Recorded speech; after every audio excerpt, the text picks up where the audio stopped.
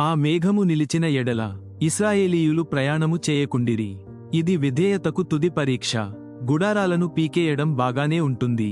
Silk పొరల వంటి మేఘం సన్నిధి గుడారం పైనుండి అలవోకగా ఠీవిగా తేలిపోతూ ముందుకు సాగితే దాని వెంబడి నడిచిపోవడం చాలా హుషారుగా ఉంటుంది. మార్పు ఎప్పుడూ ఆహ్లాదకరంగానే ఉంటుంది. దారి వెంటపోతూ ఉంటే కనబడే ప్రకృతి సౌందర్యం, క్రొత్త ప్రదేశాలను చూడడం, తరువాతి మజిలీ ఎక్కడో అనే ఉత్సాహం, ఇదంతా ఎంతో బాగుంటుంది.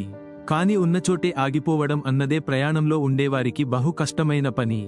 ఆ ఉన్న ప్రదేశం సౌకర్యాలేవీ లేకుండా ఉన్నా, సదుపాయాలేమీ లేకుండా ఉన్నా, ఒంటికి ఎంత సరిపడకున్నా, అది మన సహనాన్ని ఎంత పరీక్షించినా, ప్రమాదానికి ఎంత చేరువైనా అక్కడే తిష్టవేసుకుని కూర్చోవడం తప్ప గత్యంతరం లేదు అనే పరిస్థితి ఎంత బాధగా ఉంటుంది.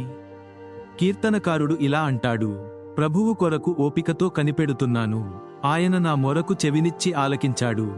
దేవుడు అప్పటి పాత నిబంధన పరిశుద్ధుల కోసం చేసిన పనులను అన్ని కాలాల్లోనూ చేయగలడు.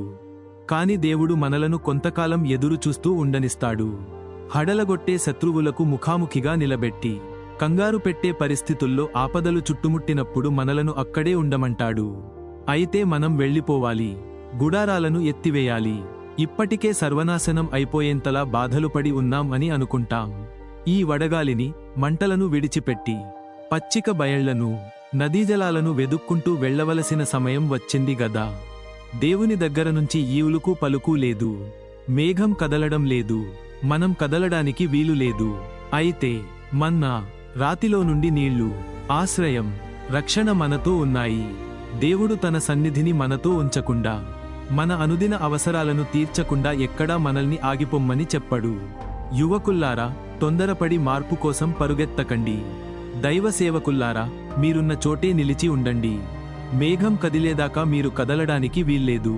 ఆయన తనకు ఇష్టమైనప్పుడు మీకు అనుమతి ఇస్తాడు. God bless you. Like, share మరియు సబ్స్క్రైబ్.